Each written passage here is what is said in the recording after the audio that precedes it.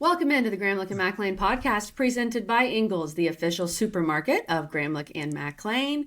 Summer guest series, baby. It is so hot outside. I hope that you are sitting inside enjoying this episode. We are pumped, Mac. We have Pat Forde on, who is a senior writer for Sports Illustrated, covers college football, college basketball, Olympics, horse racing. That's why Mac has the horses behind him, as you can see.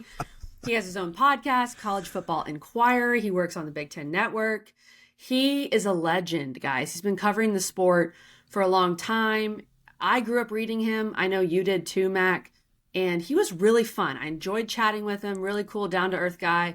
Had some good takes on what the heck is happening with college football. Talked about the ACC. This was a fun interview. It really was. And, you know, it's one thing where, you know, if you don't really know somebody, like we've followed him, right? And we've read all his things, but you don't really know somebody. And then when you sit down and you have, you know, a great conversation, you just kind of sit back and be like, man, that was great. And this is one of those episodes. I was very impressed, and it was just fun because I think we can officially right now today say it's talking season. And that's where we are in this whole thing. ACC Media Day is right here. SEC Media Day is right here. And I can't wait for everything that comes out of those just to get excited for kickoff. Then we have kind of a lull in between. And it's not really a lull for me. We'll be out and about to all the different ACC campuses and doing that thing. But this is going to keep us going. And Pat was amazing. Really grateful for his time. And just loved every aspect of this interview. You will too. Quickly, we're going to get a message from our friends over at Ingles, and then we'll jump into this conversation with Pat. Did you know that Ingles sells more organics than any other store? Or that they run their own dairy? Or that they only serve USDA choice and prime meat? Did you know that they have more local craft beer than any place else? Or that they have Energy Smart stores? Or that they professionally slice and package imported cheese from Europe? Did you know about their giant international aisle, local farm partnerships, curbside pickup, wine department? Or that they donate 3,956 meals a day to local food banks? Well, now you do. It's all in the bag. Ingles, low prices, love the savings. All right, Pat Forde joining us here from Sports Illustrated, a guy who Mac and I both grew up reading, who's written a lot of stuff about college sports over the years. So, Pat, we're really excited to have you. And we know you have a little bit of an ACC connection living in Louisville. We're going to talk some Louisville Cardinals a bit later in the show. But as you said, it's talking season. We're almost at SEC Media Days, ACC Media Days. Does it feel like we're getting closer to some college football? It definitely does to me. When you put away the fireworks on 4th of July, it's like the page is turned and what is next? And it is time to talk college football. And then eventually it'll be time to play college football. And that's right. That's the really exciting part, but happy to be on with you guys to start the talking. Yeah, we appreciate that, man. And it's such an interesting thing. And you know, we are starting to get, you know, older in this business. It's crazy to think that, you know, we're going on our, 7th football season here, at ESPN, which is crazy. But then I put it in perspective of what you've seen and what you've covered in your career and kind of a talking season question. How do you balance expectation versus reality versus, a team that maybe won 7 games, but hey, they've got 90% of production coming back. They should be really good. How do you kind of go back and forth what you expect year to year? Yeah, I will say, first off, you guys have very diplomatically pointed out how old I am so far. That Hey, you look great, brother. All right, come on. Yeah, I have been around a while. I've seen some stuff, and so yeah, gosh, I'm going back to, I think my first SEC football media days was 1990. So I have heard every possible storyline, every bit of rhetoric, every explanation for why a team's going to be better. The standard answers. We had a great summer in the weight room. We've never been more together. Our culture is great. Da da da da da. A lot of times it's true. But by necessity, a lot of times it's not true because it's a zero-sum game, right? Somebody wins, right. That means somebody else lost. And that somebody has a surprising season, that means somebody's going to have a disappointing season. That's just the way it works out. And, you can, Eric, to your point, you can certainly look at returning production and coaching staff continuity and recruiting and transfer portal and all those things and try to figure it out. But a lot of times we're still going to get it wrong. And that's part of the fun of it to me is just the predictions are really all meaningless if you keep them in perspective. But it's fun to try to figure it out. Look, Arizona State picked to finish last in the Big 12 last year, goes to the playoff and nearly beats Texas in the playoff. stuff. In the ACC, there's always a team or two that's going to surprise. Georgia Tech, last year I thought had a really exceptional season. Florida State did not. And we saw that start happening right away in Ireland. So that's the fun of it is basically there's 136 presents under the Christmas tree, and let's start unwrapping them and seeing what they really are. Yeah, that's a great way to put it. And you mentioned, you've heard every storyline that we can hear, but we are in this new world of college athletics, and I'm not sure you thought in 1990 that we'd have a settlement where we'd be paying players and have this $20.5 million revenue share and having it split.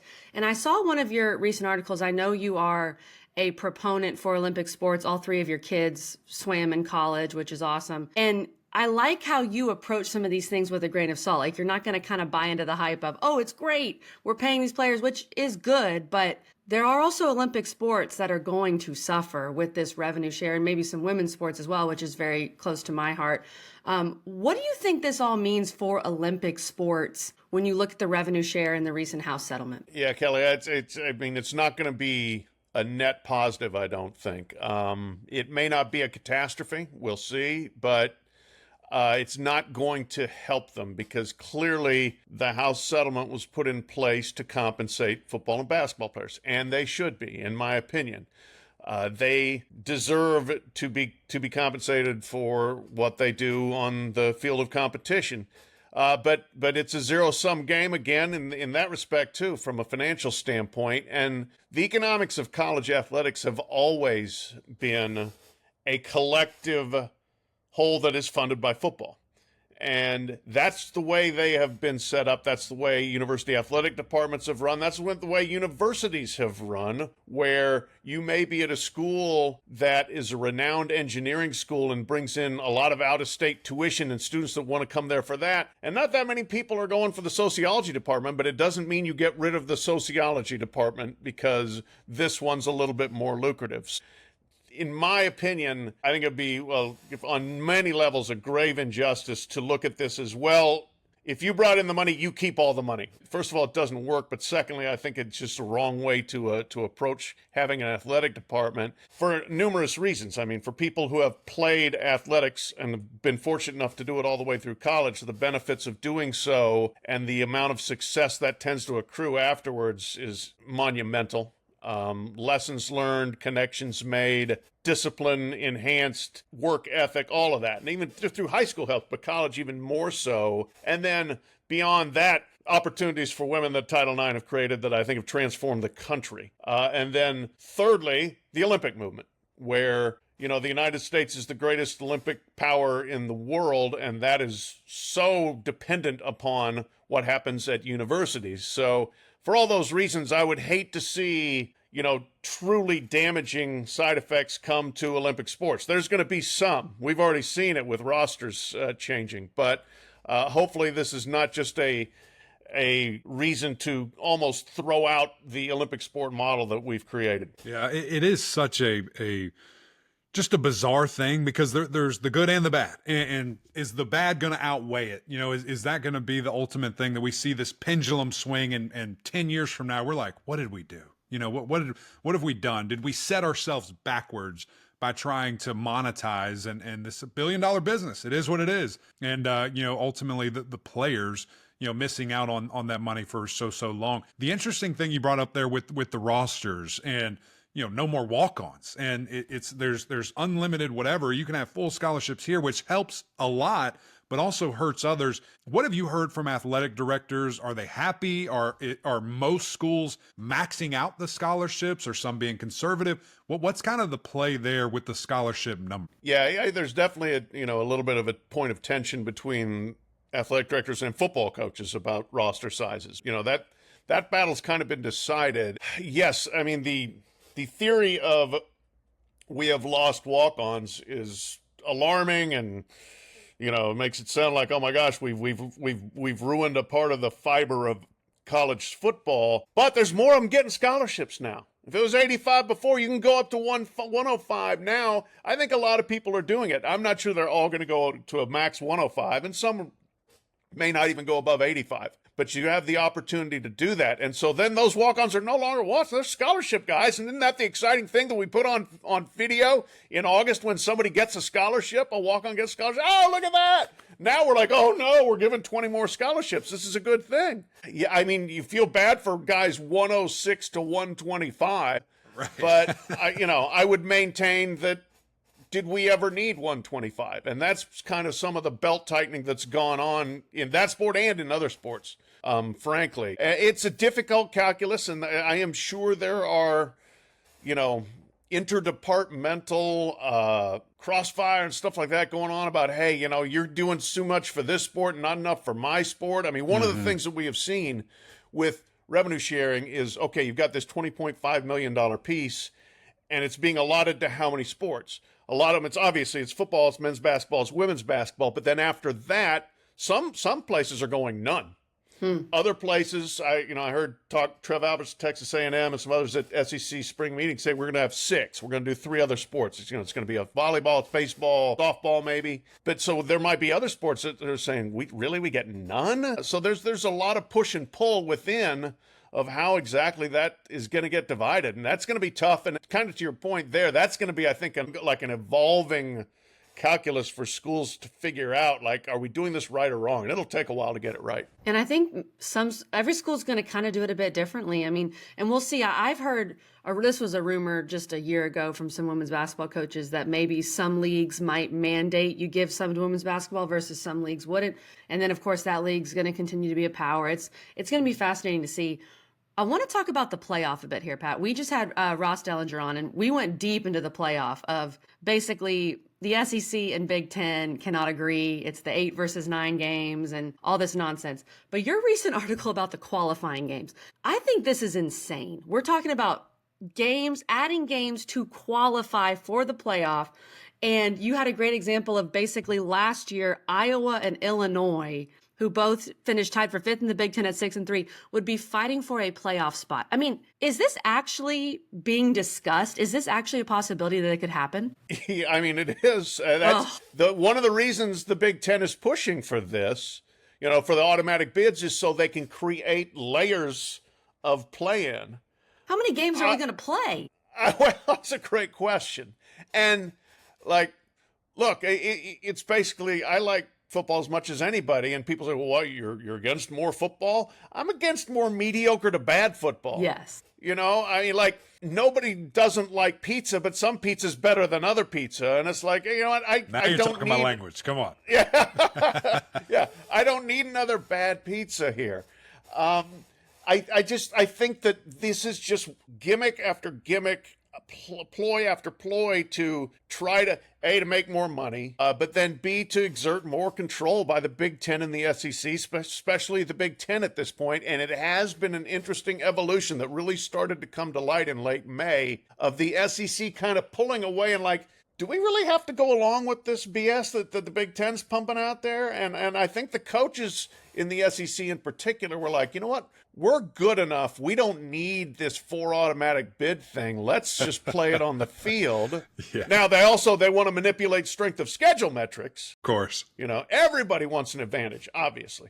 And so that's their play is like, we'll do 5 plus 11, but we'll make sure everybody thinks our schedules are harder than the NFC Central. And, that's how we'll get by. So it is irritating to the highest degree to me just to watch these two conferences try to get everything for themselves, because I don't see anybody who's saying what's good for the commonality of the sport, for the whole country, for the fans out there that want to see the whole sport be interesting. Yeah, and why should they? Those people that are in charge of that, why should they care? At the end of the day, because there is no benefit to that thinking as of right now. But I'm 100% with you. And irritating is the word, I think, because every time I see it, you're just like, come on, guys. Like, let's play games and let's win games. And, for a conference that, I know they won the national championship last year in Ohio State, but let's be real. I mean, it's not too different from the ACC in the fact that you have one dog that pulls up the whole conference, and yet somehow that league, gets more credit than the ACC, and it's irritating. And same thing with the SEC. Now there's more, and there's more consistent at the top, but the bottom's still the bottom. It's not good football at the end of the day. So I don't know what the solution is. I'm going to be fascinated, to see where do we land with this thing? How do we do it? What would be your perfect playoff? If we made you the czar today, hey, lay it out there. How many teams, automatic qualifiers, bid, whatever it is, what would you love to see that someone that loves this sport? We came close to seeing it last year. I liked almost everything about last year's playoff. I think that they've corrected the seeding, which I think it threw two monkey wrenches into it. First of all, it confused the heck out of everybody that didn't really locked in. And secondly, it did reward teams that were not as accomplished and penalized. More importantly, it penalized Oregon. It penalized Ohio State. It penalized Tennessee as opposed to rewarding them for really good seasons. But I liked 12. I loved campus games. I liked first round buys. I very strongly believe the group of five needs at least one automatic bid. Mm-hmm. I like the fact that there are no automatic qualifiers other than just one, other than just your league champion. So there was a lot to like about that. And this is one of the things that has absolutely driven me crazy about college football leadership for the last several years is they want to change it before we ever even see exactly what the product is. So we go through one season, now we got to go to 14. We got to go to 16. We got to have all these automatic bids. It's like, why? Wait a minute. Can we watch this play out for 2, 3, 4 years and then make a decision? And the rush to change things before we even know how they work, which is going back to the House settlement, where all of a sudden we've got Danny White from Tennessee we've just finalized this 2-year ordeal through this judge. Now, you know what? Let's go to collective bargaining. Shut up for 1 year. Let's see what happens, and then bring back all your bright ideas. So I like 12. I'm fine with 12. Be happy to run that back. I don't think we will. I think we'll go to 14 or 16. I agree completely. I think most fans agree, and that's the fan perspective is getting lost in all this and has been lost since you've expanded all these leagues and whatnot. It seems like we won't have a decision, perhaps if the Big Ten and SEC keep butting heads and maybe 2026 could stay at 12. Do you, like you just said, is there any way we stay at 12 or is expansion going to happen? No, we could. It's possible. And it'll be interesting to see, yes, how long this stalemate goes and the push and pull of 8 versus 9 games in the Big Ten saying, yeah, we'll drop our automatic qualifier push if you guys will play 9 games. And I think the SEC should play 9 games because they've been talking about it, first of all, for a decade. I've been at all the meetings and heard we're just running over the same ground over and over and over. Now there's 16 teams. Go ahead and play 9 games. Anyway, so where this thing lands, I'm not sure. We could still end up at 12, especially if we look at recent history, which says that they dither and argue and get to this point, but then back off and things stay the same. That could happen. But I also think that there's that push out there of no, we want more teams in, so let's just make that happen, whether it's 14 or 16, which are also going to mess up the college basketball tournaments here shortly, too.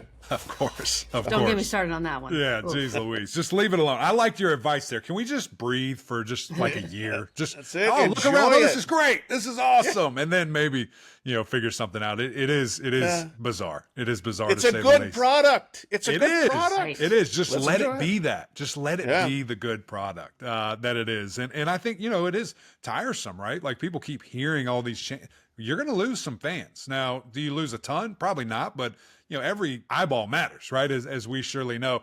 Let's move on to the ACC a little bit here because there's a lot happening within that conference as well that we cover so near and dear to our hearts. And one thing that I'm interested from your perspective, when Clemson and Notre Dame signed that big deal to play every year to maybe protect their brands, maybe they're losing some games in the future. What was your initial reaction when you saw that news come across your desk? Thought it was a smart decision by both schools. And it made me wonder what's up with Notre Dame and USC. And we've seen what's up with Notre Dame and USC. So, I think, first of all, you build on the ACC relationship there, and you've got 2 elite football programs that want to play each other, and they want to play home and away, and we're not going to go play, for now, in Chicago and Atlanta. We're going to play in Death Valley and Touchdown Jesus. So bring it on.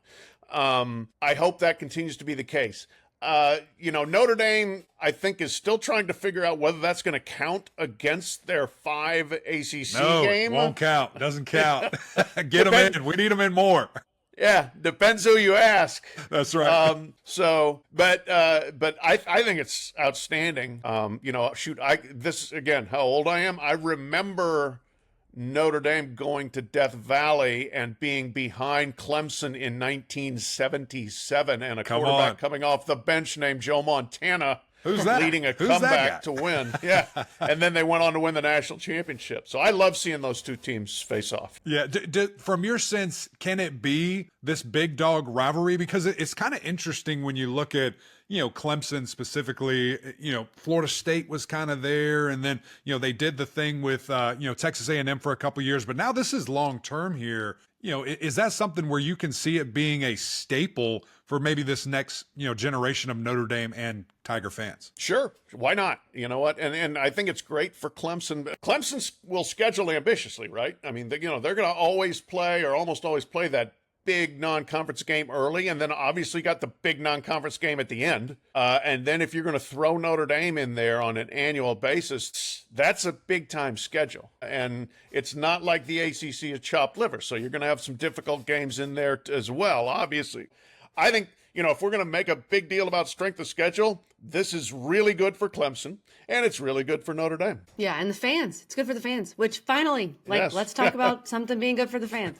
Right. Pat, you were talking about the ACC, and I saw you call it a successful survivor's tale, right? The ACC survived. The Pac-12 obviously didn't. And so that's a win. But with this unequal revenue distribution and all that, and of course, Clemson, I think in some ways trying to protect themselves, scheduling Notre Dame.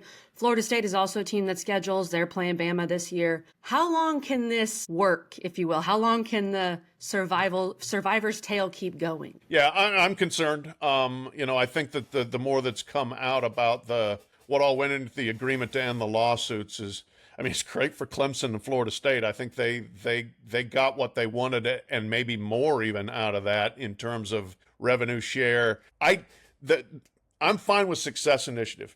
Great. You know what? You win championships, you advance in tournaments, get the money.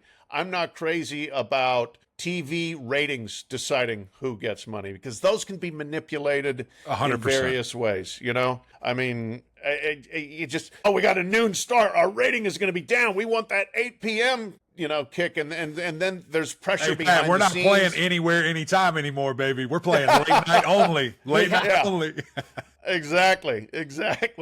So you've got that element to it. And again, when I've seen conferences kind of go to these uneven distribution models, problems tend to exacerbate themselves. And that's where Texas became most favored nation in the Big 12. And eventually it was like everybody else in the league hated Texas, and Texas is like, we're out of here. So I hope we're not setting ourselves up for that. I love the ACC. I have always loved the fabric of it, and I want more good conferences in addition to the SEC and the Big Ten. So I'm concerned about that. I'm concerned about some of the exit fees that drop and the clauses that are involved there and what we're looking at in 2029, 30, 31. Now, that also may just be reality, and everybody is looking and saying, all right, what are we doing 5 years from now? Yeah, it's going to be fascinating just to see the evolution. How quickly does it happen?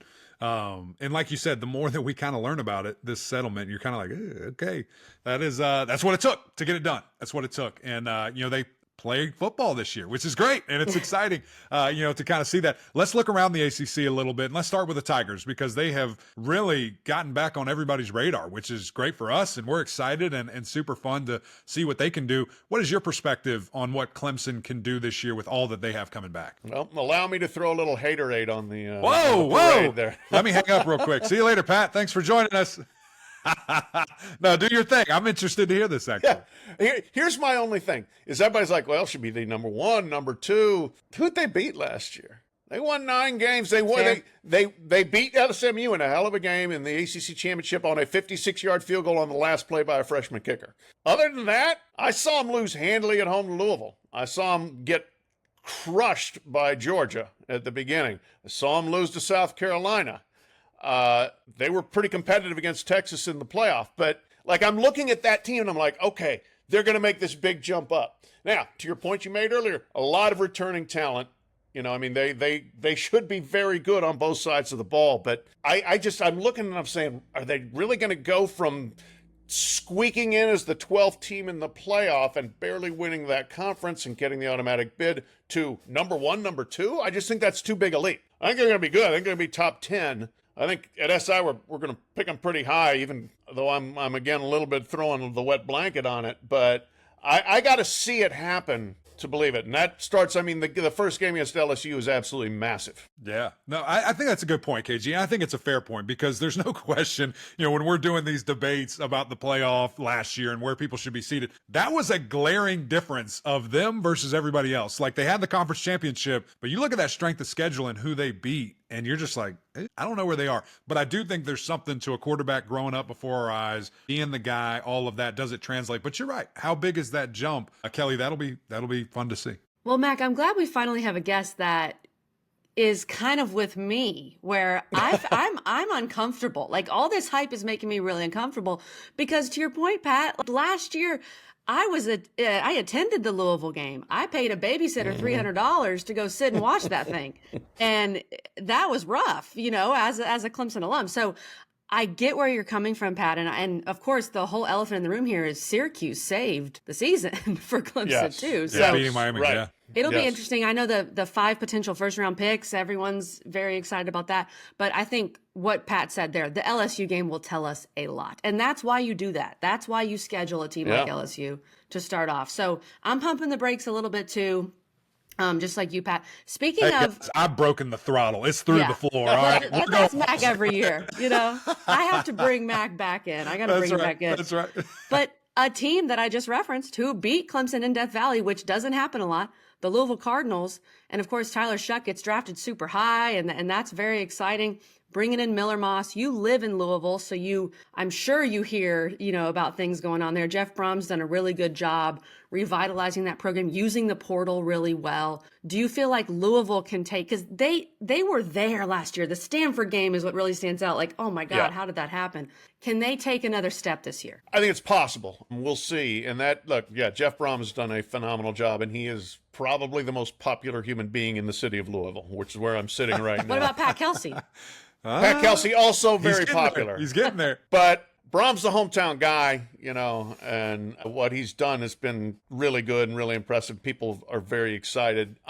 They, I think, will be excellent on offense. I think they're going to be really explosive. I think this is going to be Jeff's best offense. I think Miller Moss was a great pickup and will fit his system really well. Isaac Brown, running back, is phenomenal, electric. That's a guy that I think will be on a lot of highlight reels. They got other skill position players. They're going to be good there. I think the offensive line is good. Defensively, they're going to probably take a step back in some areas. They need some secondary guys to come through. And in fact, I think, just picked up like a DB from New Mexico within the last couple of weeks, which tells me you're still you're scrambling to put things together. Still looking around. Yeah. So, but you know, I think they've absolutely got a chance. I look at the top of the league as kind of the same as it was last year mostly. You know, it's Clemson, it's Miami, it's SMU, and Louisville. And in what order that actually plays out, we'll see. I kind of like Louisville more than SMU this year, I think. I was bullish. I did say on my own podcast last year that I picked SMU to win the league. So I was close. Yeah, that's bold. I like that. But I think all 4 of those teams are going to be quite good and going to be quite fun to see how they kind of jockey with each other. Yeah, it will be. You brought up Florida State earlier, just briefly when we talked about surprises and things of that nature.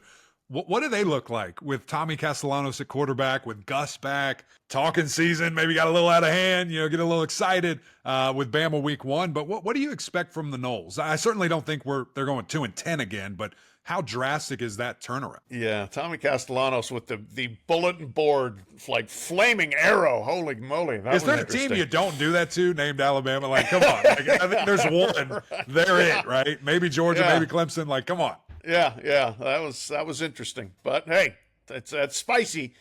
We like spicy. They're obviously going to be better. If they're not, then it's a major disaster, and there will be changes. So I would anticipate they improve significantly. The shocking thing last year, I think I certainly expected them just to be much better on the lines than they were. Their transfers that they added really didn't keep that level of Florida State play that you're used to seeing. So I expect them to be much better there. Quarterback's going to be better almost by default. You know what, Norvell, he's too good a program builder. I suspect for this thing to completely crater. So I'm a believer that they will be back to at least mid-pack, and be one of those teams that every week they're in a game and they're going to probably pull an upset or two and then maybe lose a game you don't expect them to lose. They have to. I mean, you got to at least go bowling and hopefully a little bit more. When you were talking about the ACC surviving, you also talked about kind of raising the football profile. And then North Carolina goes and hires a guy named Bill Belichick, right? So you've got this factor. I think we all agree with you, those top 4 teams and how they're going to figure out who's going to win the ACC. But you've got UNC TCU standalone game to start the year. The ratings, we bring up ratings, those are going to be fantastic. I don't think anybody who tells you they know what's going to happen with North Carolina this year is flat out lying. But do you think this can work? It can, yeah. But again, like you said, nobody knows. But they... that was the most interesting coaching move I've maybe ever seen. Yeah. Maybe even more than, Colorado hiring Deion Sanders. I mean, Bill Belichick's won 6 Super Bowls. You're bringing that into college. It's amazing. If he doesn't get frustrated with, I'm no longer coaching the best players on the planet. Right. And if he doesn't get frustrated with, and they have to go to class and they're 18 and they're emotionally up and down and all those sorts of things that are college dynamics, I think it's going to work because we know he can coach, right? As long as he's not totally disinterested, I think the players are going to benefit greatly from his coaching and from his staff. And they're going to be a better product. And I think his scheme and game planning should be elite. It should be about as good as it gets. I will certainly be at that game in Chapel Hill. I'll probably be in Death Valley for the LSU game, too. See you there. But that's the most fascinating opener I can imagine. And poor Sonny Dykes from TCU. He got the opener for Deion at Colorado, and now he's getting the opener for Belichick at North Carolina. So he's the side act in this huge circus. But first the recruiting has been pretty good for next year. I don't know about what does he actually have this year. But my sense is that Belichick loves coaching so much and player development, fitting this piece over to here, that he's probably going to totally dive into this, be energized by it this year, and put a better product on the field than the individual talent suggests he would. Right. And we'll see, because I think that is the most interesting piece is you have a staff, particularly a head coach that knows it all, right? But do you have guys that can take that knowledge and execute on the field? We'll see. We'll see. Pat, this was really fun, man. Great to see you. Thank you for joining us. We went all around the horn, today with all these different things, and it was a pleasure to talk with you, man. Thank you so much for your time. Hey, my pleasure. Enjoyed it, y'all. Thanks very much. Enjoy the season.